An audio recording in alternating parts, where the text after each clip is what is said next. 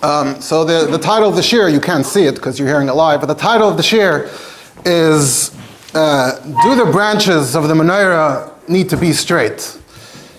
Just to perhaps catch your attention, I don't know. More specifically, actually, though, the question that I'm really talking about, the reason why it's clickbait, is because the question really is, do the branches of the Chanukah menorah need to be straight? And I'll explain what I mean. So, right when I say branches, menorah straights, of course, you probably immediately think of the Sichos of the Rebbe, drawing of the Rambam, which apparently, as we see, tends to trigger a lot of people every year. Becomes a whole argument all over again. But, like I said, I didn't ask about the menorah in the Beis HaMikdash. I actually am asking about the Chanukah menorah. I actually happen to have some thoughts about the topic of the menorah in the Mikdash as well, but that's not the topic I'm here for. So we'll leave it for the end of the shiur, which I won't get to due to lack of time. The question underlying the question that I opened with is, what is the significance of what we call the Chanukah menorah? Is there any significance to what we call the Chanukah menorah? Does it have branches? Does it need to have branches? Can we have a discussion? Is there even a shaila of straight? What does that mean? And with relation to this, with regard to this, specifically, there's another argument that comes up every year: Team Chanukiah versus Team Menorah. What's the real name of the object we use to light? So I asked the trivia question. The trivia question is, how many times does the word menorah appear in Shulchan Aruch and Hilchos Chanukah? And the answer, of course, is basically 0, none at all.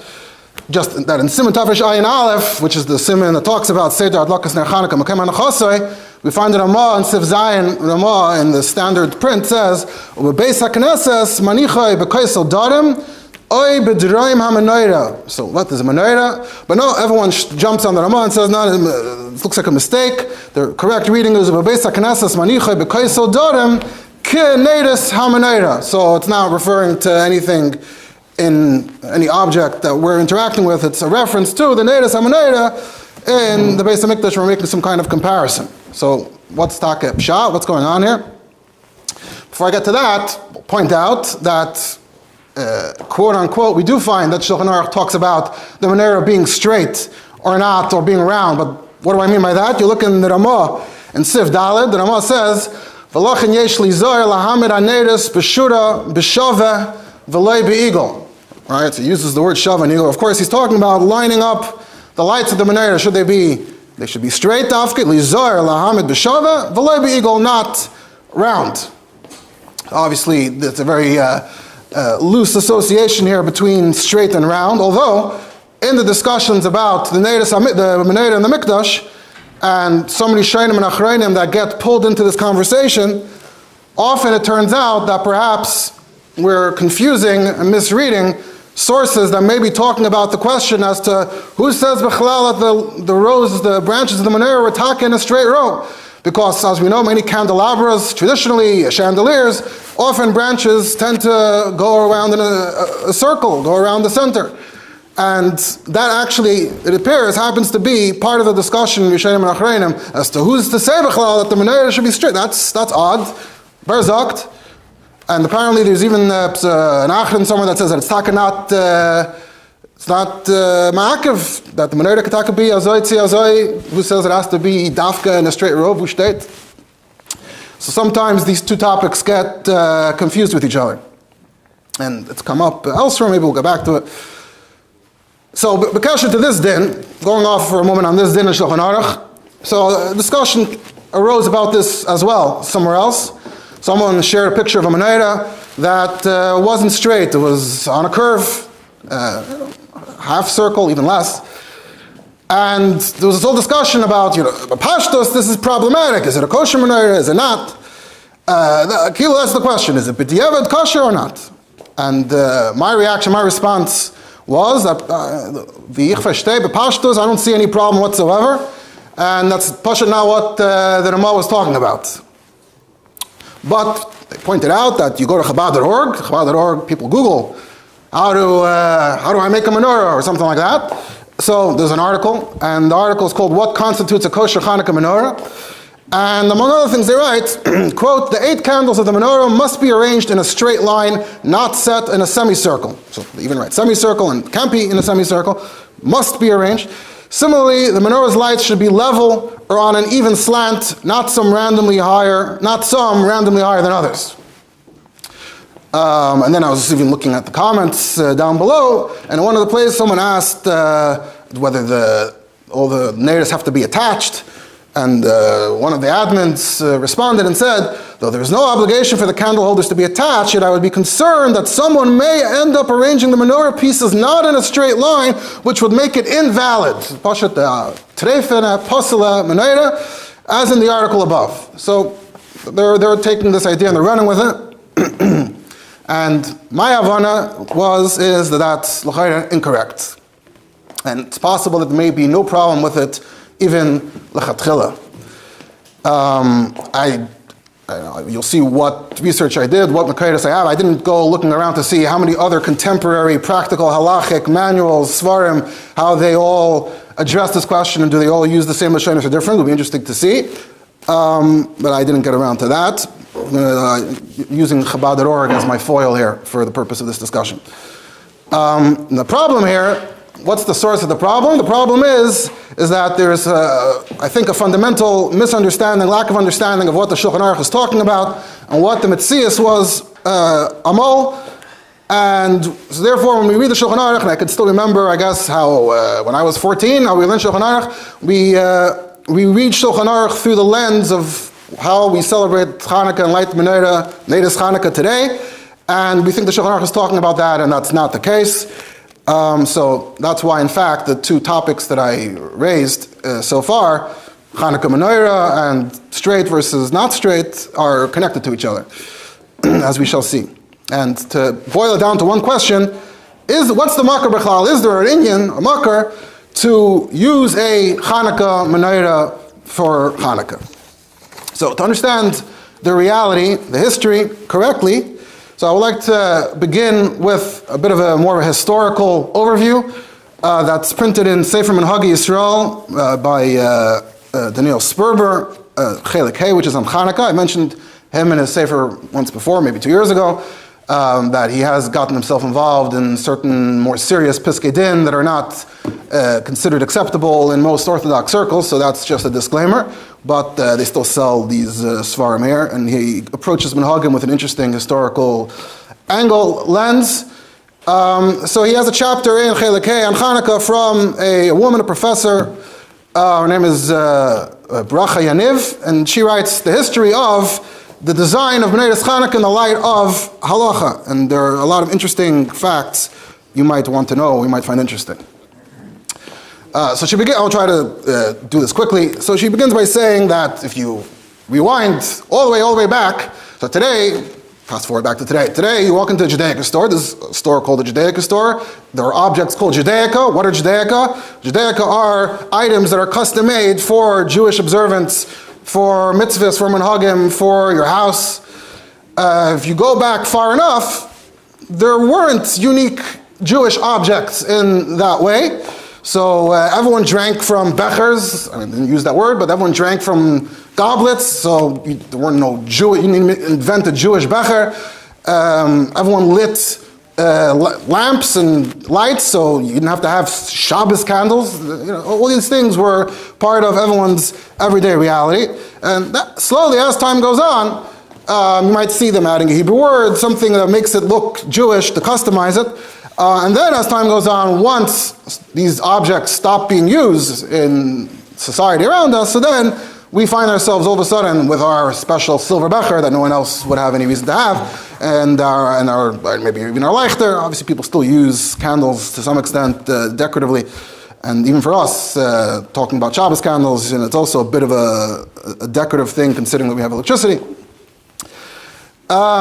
So the main fact you need to know is that as far as we know, there was no such thing as a Hanukkah menorah or any unique, customized, special object for lighting lecht up until, as far as we know, about 1,000 years ago, give or take. So you go back to the time of Chazal, lighting Neiras Chanukah, my Chanukah, all the Makairis, no mention, no discussion, nothing about a kli of lighting it. So Pashtos, we're talking about taking, what's called the Shraga, right? The old lamps that they had in Bavel, the earthen lamp. Maybe you've seen the pictures, the drawings in Masechah Shabbos or whatever. So you had those individual earthen lamps, and either you lit one and you weren't Mahadran, or you took multiple lamps and you lined them up. The Gemara talks, the only reference the Gemara makes to the kli is the Gemara says you shouldn't use kli cheres, because kli cheres would get very oily and dirty after a single use. So either you have to use new ones each night, or you have to sort of freshen it up in the oven, in the furnace, to get it fresh again. And she points out the taka we see historically of all the old menorahs that we have, and there are different books with collections of pictures of ancient menorahs. None of them are made out of cheres mamish. That's something that Evelyn was nizer. In fact, she thinks that they were nizer in Iraq, dafka to use, right? Glass comes essentially from the same material as cheres, but it goes through a process. You can have pure glass, you can have china, which is somewhere in the middle. So she says that from what we see in Iraq, it looks like they used either glass or china up until, in fact, very, very recently. She thinks that might be hamshich all the way back to then.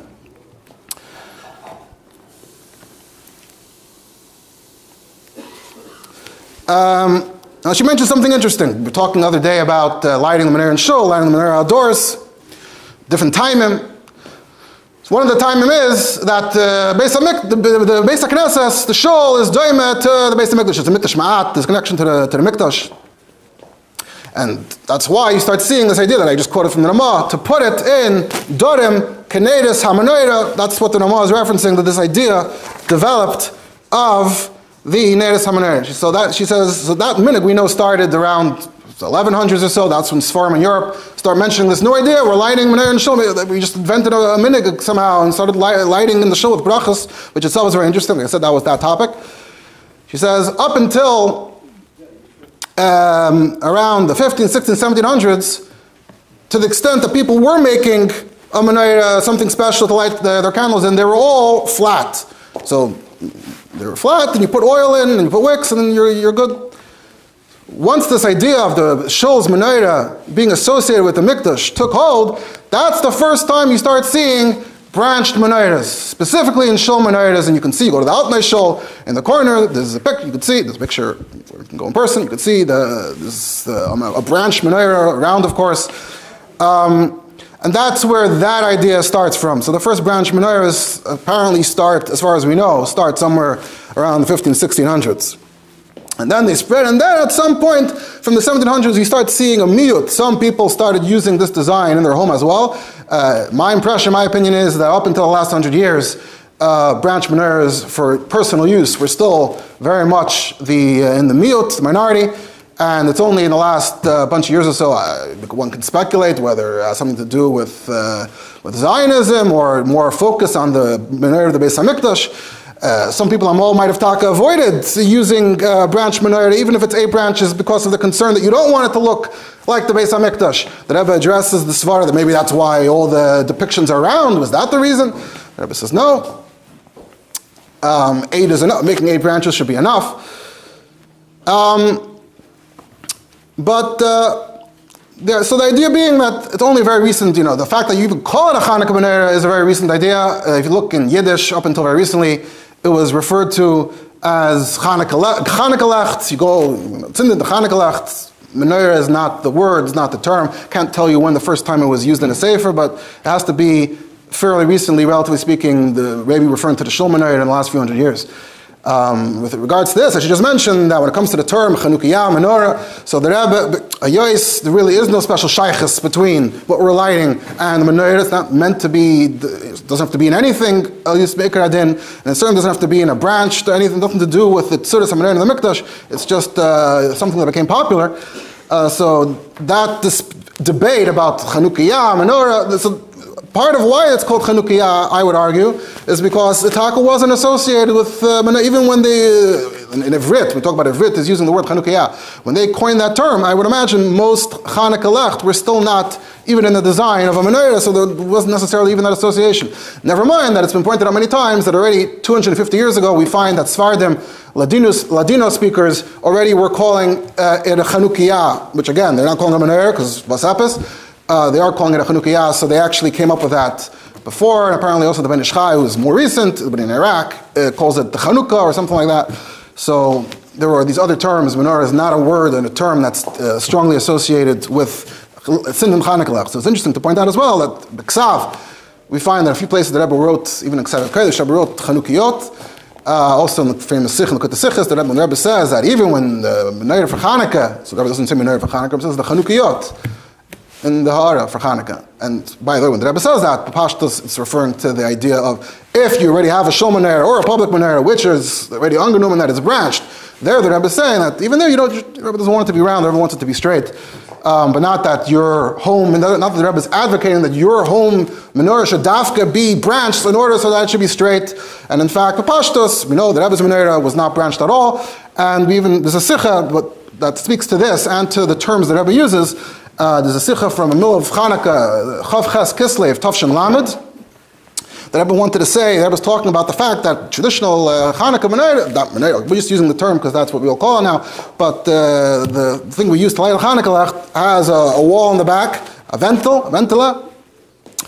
So the Rebbe was making up the point that you can't put it by the window. Our minhag is not to put it by the window. You can't put it by the window because which way it's going to face you, so then the street can't see it. You're going to face it to the street, and then you can't see it. So the Rebbe, when the Rebbe refers to, the Rebbe says, Dinedes Chanukah, that's the first thing the Rebbe called. Dinedes Chanukah, the Chanukah Lempelach, which is the other term you see in Yiddish, the Chanukah Lempelach. And then the Rebbe comes back and says again, the Reif and the Nedes, and then the Rebbe catches himself and says, Fundi Menedes Chanukah B'Yameinu Haben Avento. So that's like the Rebbe's third choice in terms of, but he also wants to use a word that we understand, so he finally uses the word Menedes Chanukah B'Yameinu Haben Avento. So the Bechlal not branched at all. Which is, it's more, of course, discuss more about that. But getting back to just a few more important details in history. So she says that the first menorah that we know of, the first menorah that we can point to and say, this, as far as we know, that this is the first one. The first one is from around 1100s from France. It's just a flat, square, rectangular block, no wall behind it, just carved, some spaces in it to put oil, to put wicks, to light. You see many other old ones that look like that. So that's, if you want to talk about the first menorah, when the menorah started, it could be someone had something earlier, but the first one we can speak to directly, that we can see, Ma'arabet's boy is from the 1100s. It's supposedly in some collection in France somewhere. She says the Vant is so common, and Tam Ram Rottenberg, we see that Ram Rottenberg talks about this idea of hanging the Lecht on the door, so they were being mamshech, this idea that we don't light outside anymore, unlike the original din of lighting al Pesach Beismi B'chutz, so they weren't lighting outside, lighting inside, but this idea of we could still light between the mezuzah and the left and the right, but on the inside, so they hung it on the door. She says, Pashtos, that's when the ventila was invented. You're hanging it on the door, you don't want the door to catch fire, so there's a vant that separates between the Lecht and the door, and she says that's around the 1300s. We have to be mekatzer here. Also, just important to know that we think today, oil versus wax candles. You have to know the history of wax candles. Wax candles themselves weren't around and weren't used until Europe in the Middle Ages. And she says that Ikar in the 1500s is when wax candles just replaced oil lamps across Europe, and nobody was using oil lamps anymore. And that's when Yidden all of a sudden really especially started finding themselves needing to do their own thing and maybe to create their own menorah. She says the first, from what I've seen, the first sefer, so if you think about it in Shulchan Aruch, look in Shulchan Aruch doesn't just not mention the word menorah. Shulchan Aruch doesn't mention any kli for Neidas Chanukah B'chlal. There's no mention of that at all. Go reread the Shulchan Aruch and you'll see it's not mentioned. It's called Neidas Chanukah and it's talking about actual Neidas. The Pashtus, individual lamps of whatever size different people used. I think she mentions that in parts of Persia and in Afghanistan, until Mamish Ad Yameinu, they never actually started using, they had individual pieces.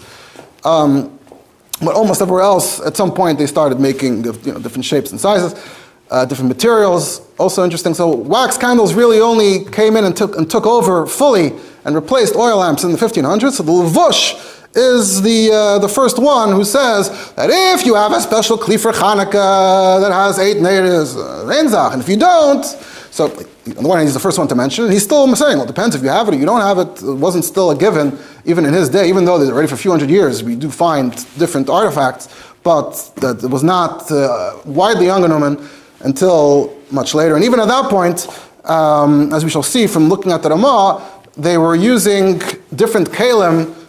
They were makbid on oil, because Gemara mentions oil, so that's why they kept on using oil, even though everyone else is using wax candles mostly. And Shul, they started using wax candles very early, for whatever reason, that's its own discussion, but wax candles is associated with Shul. Even in 770, we use candles, not oil.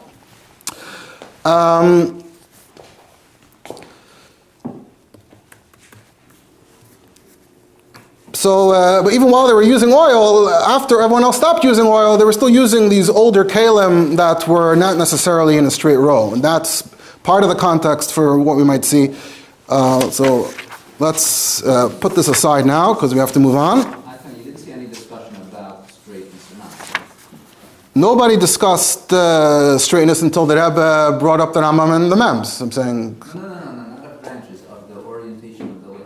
So that's where the Shulchan Aruch comes in. Now I'm getting to the Shulchan Aruch. Now let's discuss that, as to what the issue was of Shova and Eagle, and what the context was and what the meaning was.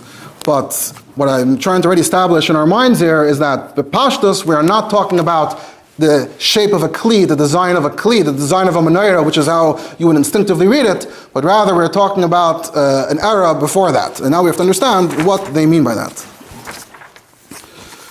Right, so this is probably more information here that couldn't cram in limited time, but I think that gives you the highlights.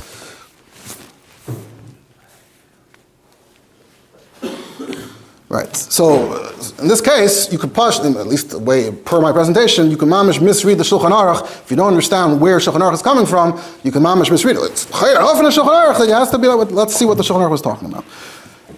So when I was looking into this a bit, so I had some gedanken, I had some thought, then I discovered that I don't have to reinvent the wheel. There's someone who printed a sefer, one of the many svarim that are being printed in the last few years. People are writing new shtiklach, new research on very specific pratim and halacha. I discovered there's a shut called Avnei Levi, obscure, you have like these Svardashing Galite I've mentioned before that are dozens of them are producing these minor shalas atshuvas that don't become household names, but there's interesting stuff in there. So there's a shut Avnei Levi by, I assume, a relative younger man. His name is Almog Levi. He has Askamis from Avad Yosef, from Nasha Klein, and others.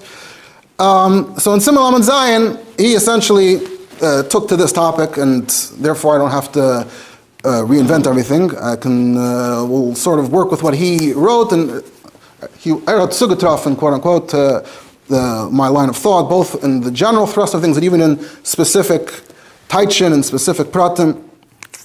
So his question in Simon Laman Zion, he wrote this Simon and Tavshin Samach Zion. His shayla is, you have a choice. You either have a chanukiah made out of silver, but it's circular, and you have a plain metal menorah that's straight. What's better? Creator and nafka minute. Now we have to decide. On the one hand, silver, on the other hand, this one's straight. So we have to discuss, what's the inyan of being mahadin silver? What's the inyan of being mahadin straight? So he begins by talking, the Shulchan Aruch quotes it in from the Gemara, Mila ka'ara shemen v'hikifa psilois. So essentially the Gemara itself talks about having sai, it's talking one keli, but not as a designated menorah, but just a bunch of wicks coming out of a keli, and it's round. The Gemara says if you put a keli on it, then it's good, if not, not. So the Torah has this discussion. What's the vart? The Gemara says the vart is that it's like a medura, right? So that's also the issue with the shav and the eagle. The Ramah says dahavik medura. So what's this vart of medura? There's this idea that you don't want the menorah to just look like a bunch of flames coming together to make one larger looking flame. That's the context here. So the Gemara is saying with the kara that if you put the keli on it, then it doesn't look like, then they look like they're separated. If it doesn't have a keli, then they look just too close together. So this discussion of the Torah, different Mishayim about, is the only solution to put a kli, or can you just, as long as you keep them further apart from each other? Meaning maybe the Gemara was talking about if they're all very close together, it's a very small keli, so they're mamish all in a very tight circle. But what if they're in a wider, looser circle? So some Mishayim say that could be fine, other Mishayim say no, you need both, or maybe we're not machalik. That's a whole discussion he gets into. Then he gets to the Shulchan Aruch. The Mechaber brings this din. That's Kemedura, and Rashi says clearly, Sha'esh mischaberes la'emtze isa. We know flames b'chlal, I guess, are drawn to each other. So when they're all in a circle like that, so they're all being drawn to each other, and sort of it looks like one larger thing.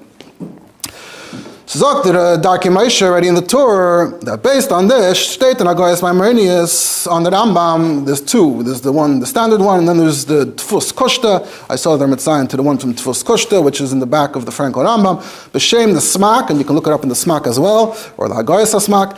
It says She'ein la'adlik neides Chanukah be'igul, k'may she'oisin b'neides shel beis ha'knesses, she'noyetzim masmirim be'igul, Tahave kemedura ach yesh lekavan b'shura b'loy igol. We're going to get to what these words mean in a second. But that's that. Then the Ramah quotes in the Tunim Sadashin who says that you are allowed to light in pamoitis shekoyin and lumpa, a lump. Pamoitis versteht sich are what we would call a candelabra. So it's coming behemshach to that and saying, we just said that you shouldn't, something wrong with a circle. A candelabra is also in a circle. Candelabra is fine. Why? That's what the Terumas Hadashin says. And then that's what you see in the Shulchan Aruch Taka. Shav be'igul da'avik medura and Pamaita Shekana Lampa are fine.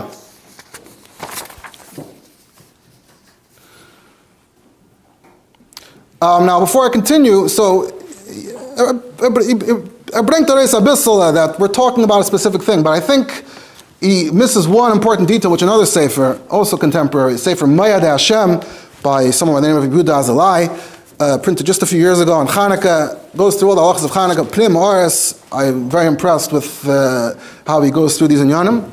So when he comes to this din, he writes in Melchatchila as follows: Kishemadlikim b'neides shaiva. If you're using wax candles, and specifically loose wax candles, you're using loose wax candles, tzarech lahakpid lahamid es haneides b'shura b'shava v'loy be'igol. And make sure that, and even when they're straight, you should make sure they're not mamish touching each other, because then it's also kimedura. And then he starts going through the Makaitis, and you take to see, what's this Kayvin Noitzim Masmin and Beigel? We're talking about, this is talking about the Beis HaKnesses. The Beis HaKnesses, they already started using wax candles very early on. How did they get the wax candles the same? They didn't have a keli. They used to bang nails into something, and then they would stick the candles onto the nails. Very, very loose is what we're talking about over here. So he's saying, there's a bunch of Ashkenazi Rishayim that all express this in different words. But that's what they're talking about. They're saying when you have a bunch of loose wax candles, don't put them in a relatively tight circle, because that looks like a Medura. Maril says, okay, we're not going to get into the Maril. Piskate of Mendel Kloisner goes to a whole bunch of these Ashkenazi Makaitis, and they all say it in more or less in these words. So, yeah, the word there b'pashtus is that we're talking about loose candles. And then he quotes as well about even when they're straight, they should be a bit more apart. The Zerua says, "K'shemadlikin neides shel shaiva ba'arvei shabbos is arav yom tov metoichven harbei neides b'menorah smucha zu lezu ad shei mecham zu mizu." He uses the word menorah. Interestingly, the Rishonim only use the menorah to refer to candelabras. So if you look in Shulchan Aruch, the word menorah does appear in Shulchan Aruch, but only in Hilchos Shabbos. It talks about lighting Shabbos candles in a menorah. That's the term you see in Yishayni Ashkenaz. They use that for candelabra or something like that. So ironically, they didn't have a Chanukah menorah, but they had a Shabbos menorah, if you want to take it that way. So he's talking about the Neides Shel Shaiva, and they stick them all together, and then they all melt into each other, so it's also a problem, even on Shabbos. Same would go for Chanukah. So you have all these Makaitis that are clearly talking about a situation in which you have loose candles. And then he mentions, by the way, this Mechaber says, by the way, some say that they also have to be the same, it doesn't say at all in Shulchan Aruch, they have to be straight and not up and down. Where does that come from? So he says that's the Chai Adam. The Chai Adam said that B'Shava is also Echad Gavaya v'Echad Namuch, and Zok this Mechaber. Okay, Zok the Chai Adam. Chai Adam is recent enough that we don't have to feel that every psak of his is Mechayev. So Lav Dafka. Yeah. So that itself is also interesting. You're saying it as a fact that they have to be straight and up and down. Yeah, it's not. There's no early mucker for that. Now where were we?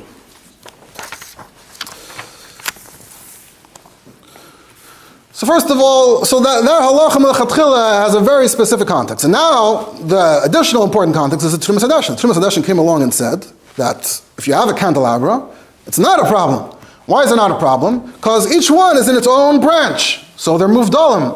Once each one is in its own branch, so mamela, why would that look like a menorah? You have to use the logic. You have to understand the logic of the menorah, the logic of the situation, the mitzvahs, and then you can understand when it applies and when it doesn't apply. Zakta Trumas Hadeshin in the Chuvas. It's also in the Leket Yosher, which is the Talmud of Trumas Hadeshin, which was printed 150 years ago or so, and it gives us other context. And so that's what Trumas Hadeshin says. He says each one there's like two mechitzas between each one, right? Because this is in its branch, so it has a mechitza around it. This one is in its branch, has a mechitza around it. So they're very, very separate and distinct. There's nothing medura-like about it more than anything else. So this is based on all of this context. He's already heading in this direction. You can already start arguing and see the point that he's making, that I'm making, which is that you're talking about a menorah. So let's say the menorah is in a semicircle instead of straight. Why is that different than pamoitis? Menorahs nowadays, they have separate sections for each ner. I don't see why, even the pamoitis of Amal, Lav Dafka, they were these very long branched, you look at there are some ancient stuff, Lav Dafka, they were, that big. They're just separate, distinct, you see there's a separation. Then he goes off into this marshal. So there's a marshal that says that the Taz, I'm going to quote the marshal, that says that even though it says in the Trumas Hadeshin you could use pamaitis, avlamadaktakin, nizharin, shalayla adlik b'pamaitis, she'ein b'hem hidr l'neidas Chanukah. Oh, that's not how it sounds like. There's a problem again. There's something, it's not Chanukah dik. That's how we would read it perhaps. Chanukah is dafka in a straight line. This is not Chanukah dik. So Zok there, Barichos, that based on, you look in, the quote there, it says the exact marshal, or the Pri Chadash who quotes the marshal, says, what's pshat? Ashashi is shel zechuchis.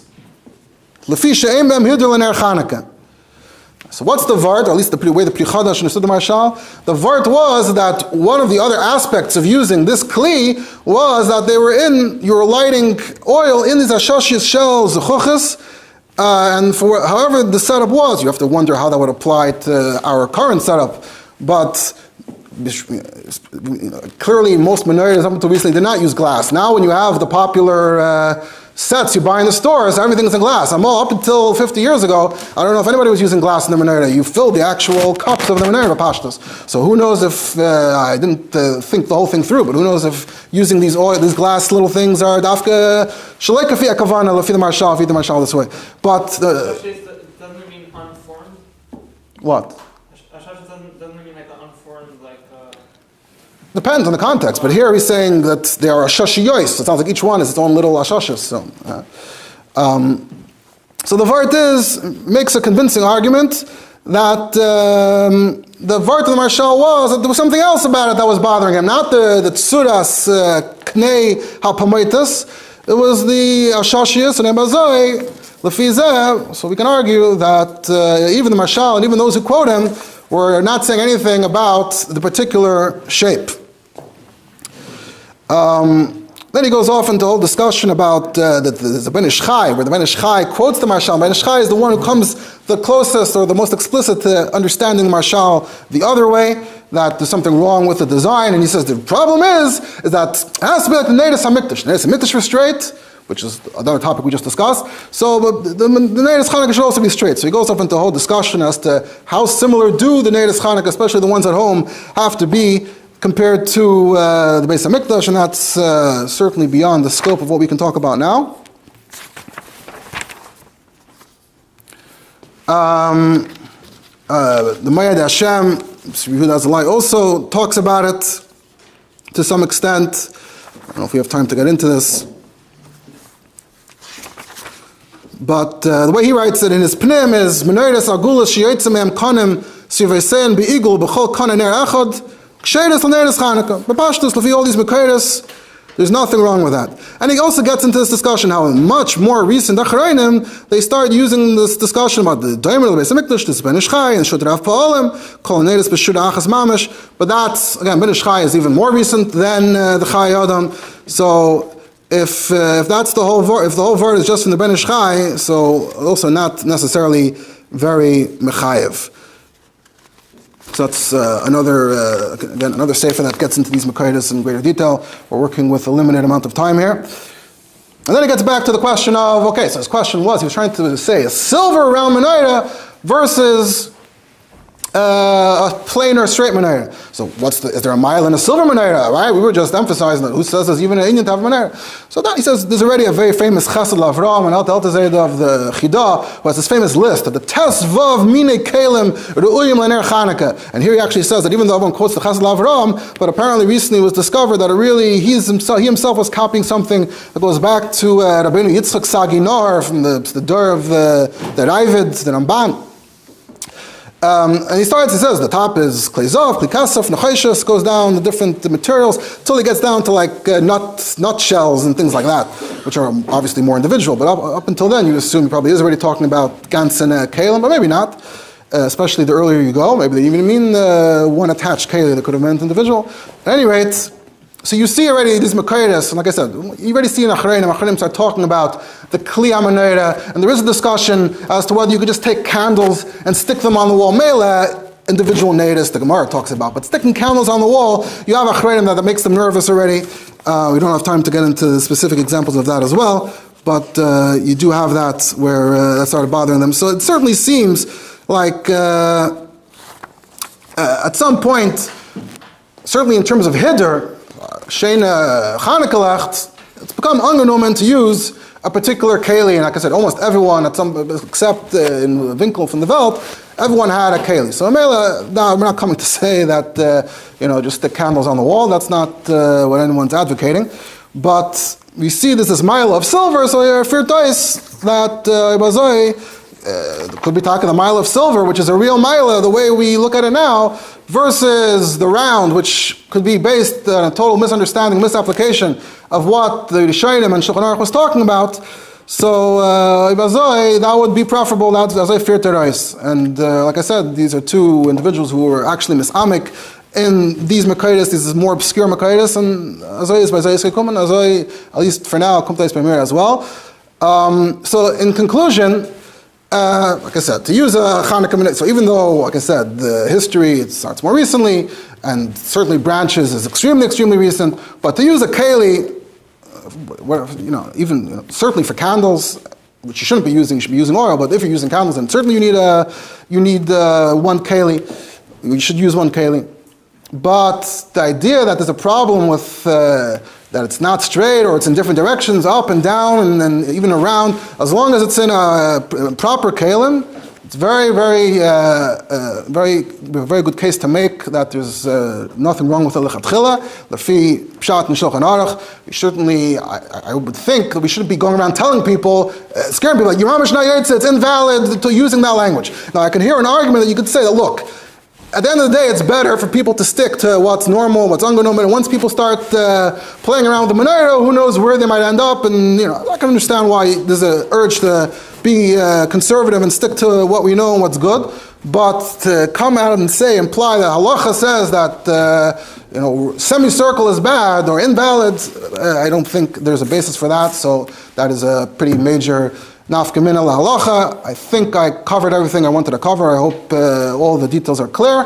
And not enough time to get to the menorah of the Beis Hamikdash. Too bad. Good Shabbos.